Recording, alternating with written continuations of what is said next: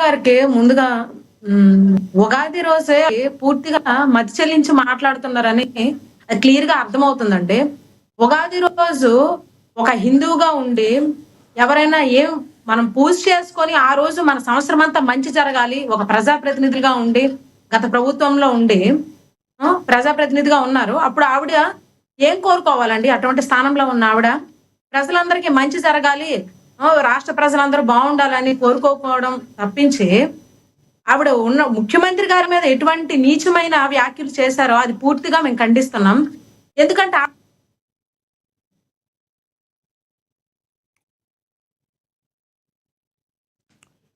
ఆవిడ కళ్ళు కనబడలేదు, బస్సు ప్రవేశపెట్టారు.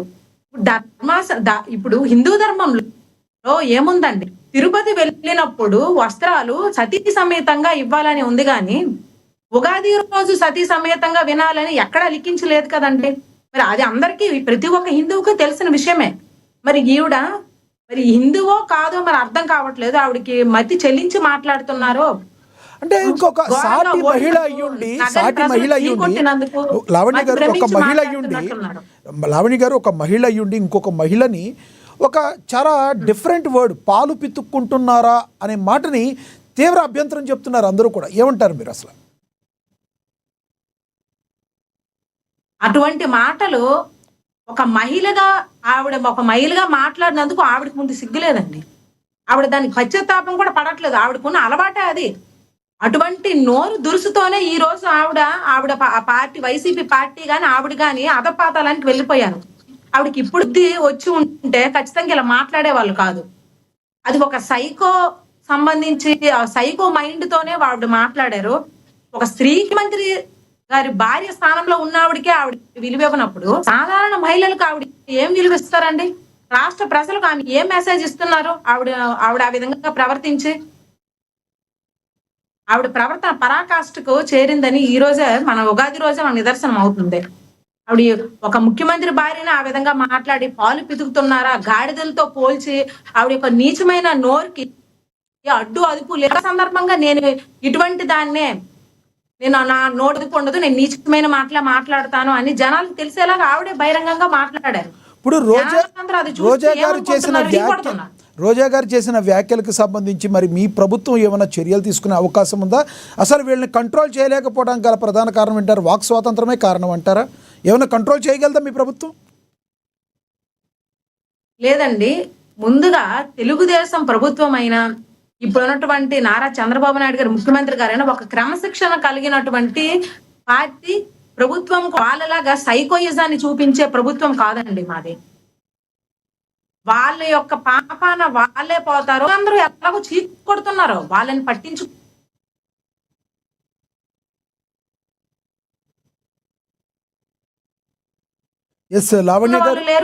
ఇలాగే ముందు మాట్లాడమే తగిన చర్య. లావణ్య గారు మీ దగ్గర కొంచెం ఒకసారి సిగ్నల్ సరి చూసుకోండి, కొంచెం స్ట్రక్ అవుతుంది మీ దగ్గర వాయిస్. తీసుకుంటాం, నేను మళ్ళీ మాట్లాడతాను మీతో వాయిస్ స్ట్రక్ అవుతుంది మీ దగ్గర, నేను మళ్ళీ మాట్లాడతాను మీతో. కొంచెం అందుబాటులోకి రండి. మనం ఒకసారి సుంకర కృష్ణవేణి గారు ఉన్నారు, జనసేన నేత, ఆవిడతో మాట్లాడదాం. కృష్ణవేణి గారు నమస్తే అండి. నమస్తే అండి లక్ష్మీనాథ్ గారు, మీకు అలాగే లావణ్య గారికి, లక్ష్మణరావు గారు కూడా నమస్కారం అండి. కృష్ణవేణి గారు నమస్తే అండి. కృష్ణవేణి గారు ఒక్కటి చెప్పండి, మరి రోజా గారు మాట్లాడిన తర్వాత మీ మహిళా నేత సుభాషిణి గారు కూడా అంతే ఘాటుగా మాట్లాడారు. ఒకసారి ఆవిడ మాట్లాడింది కూడా విందాం, ఏమన్నారు చూద్దాం.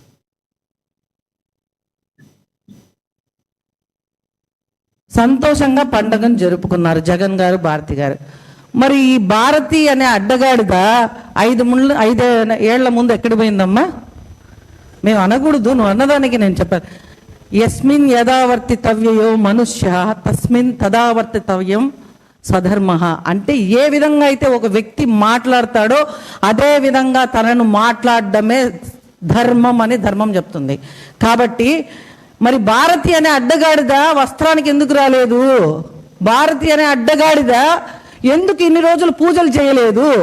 భారతి అనే అడ్డగాడిద ఎందుకు ప్రసాదాలు కింద పాడేసింది? ఇవన్నీ మేము మాట్లాడగలం, అంతకంటే అద్భుతంగా మాట్లాడగలం. నోరుందని మాట్లాడితే తాట తీసి కూర్చోబడతాం.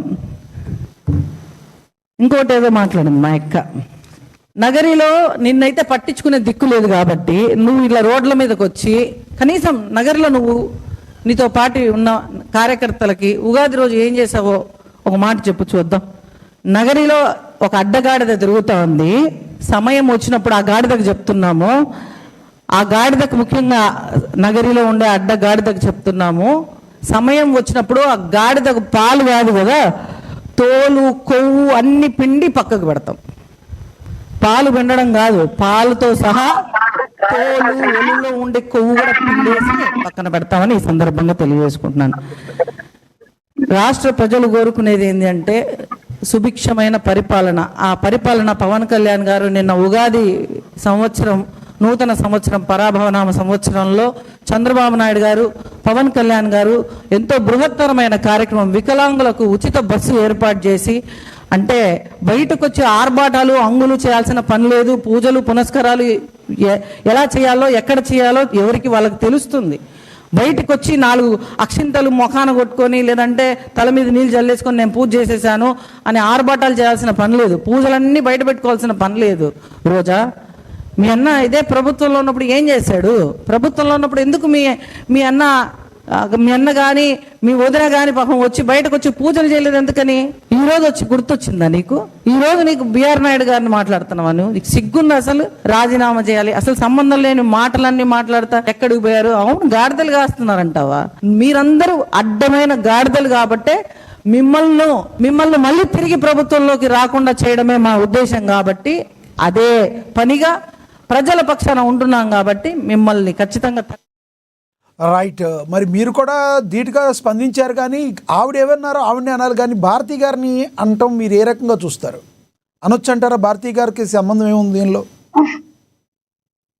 లక్ష్మీనా గారు, అక్కడ మేము డైరెక్ట్ గా భారతీయ గారిని అనలేదండి. సుభాషిణి గారు కూడా మీరు అది గమనించాలి. మేము కూడా అనగలము, కానీ మాకు సంస్కారం అడ్డొస్తుంది, మేము